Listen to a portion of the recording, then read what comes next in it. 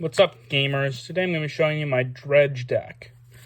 Now, a Dredge deck is a deck that focuses on getting dredges in the graveyard and then replacing your draws with dredges, which at first I didn't know what this deck did when I first started playing, but now I know what it did. It's very fun. It's a very linear deck, and also it's much better than you would expect it would be. So, the first card is I have 4 copies of Stinkweed Imp. This is the biggest dredger in the deck. It's Dredge 5. You can also occasionally play it. Then I've got Golgari Thug, which is a Dredge 4. Now, it's a slightly cheaper mana, so if you do end up playing it, it's a little easier. Dark Blast has a removal spell that also dredges, which is just kind of fun. It's a nice card. You can dredge during your upkeep, or you can play it during your upkeep, dredge it during your draw step, and play it again to kill a 2 toughness creature, which is also usually pretty nice. So, over to the milling spells, or like the discard spells, or just the spells that kind of get the deck rolling. Got 1 Tome Scour. Some decks play Tome Scour, some don't. I prefer playing it because it's a good turn 1 play. But every other time, it's kind of okay. It's a great turn 1 play. Not very good, turn, 17 play. I've got 3 Ox of Agonis. Ox of Agonis is a spell that usually are going to mill it over and then play it. I've only ever actually played it for its normal mana cost once. So, yeah. Then I've got Thrilling Discovery.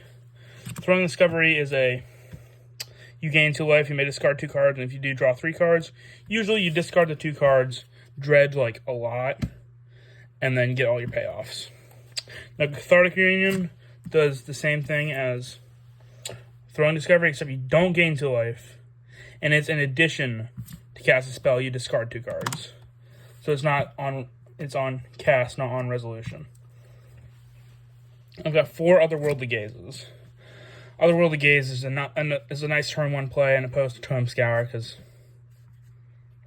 you get to flash it back on your second turn. But you can also flash it back if you mill it over, which is nice.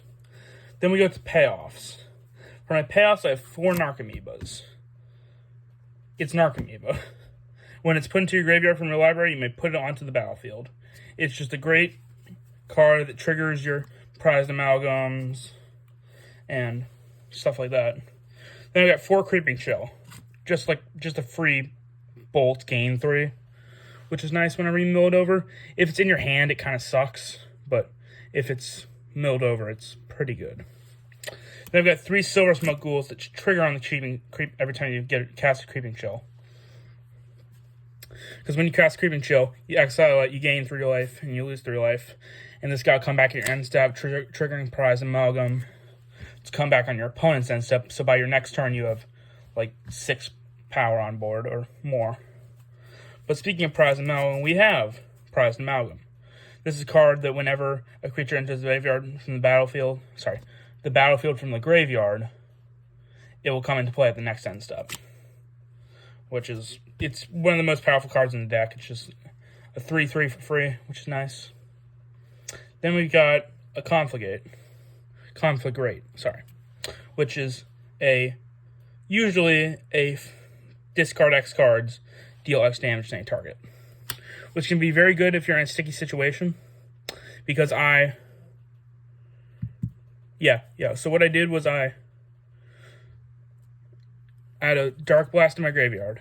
I cast my Dark Blast on my opponent's card. Then I sacrificed my Silver Smoke Ghoul to draw a card, which is something you don't usually do, but you can do every once in a while. It's a second ability. And I dredged 5 with my Stinkweed Up. Then I milled over my Conflagrate and discarded the rest of my hand in 1. It was an awesome feeling. Then for the land base, I've got a bunch of rainbow lands. So I've got 3 Cydia Brass,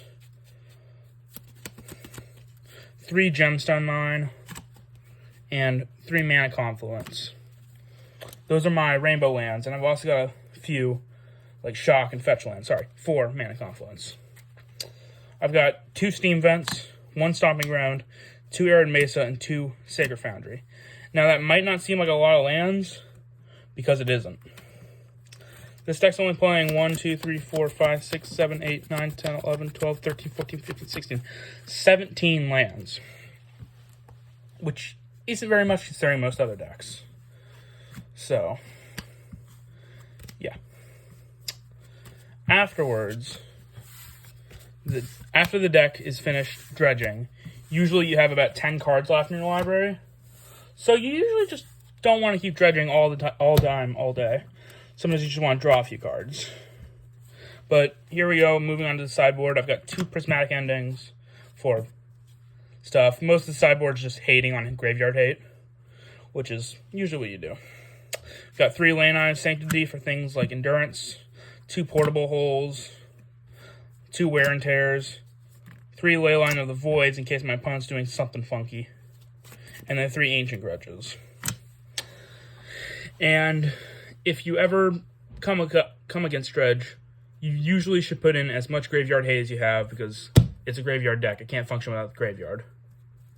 So, I would say the best Graveyard Hate against Dredge is Endurance, because it's kind of hard to destroy except for Leyline of the Void, which doesn't really destroy it, just kind of postpones it. So if your opponent removes their Leyline of the Void and then has an Endurance, you're in big trouble. Because also if you just milled over some of your payoff spells, they're at the bottom of your deck, which isn't really the best. So anyway, thank you guys for watching. If you like this video, please consider subscribing and leaving a like. It really helps out my channel. And I will see you guys in the next one. Bye.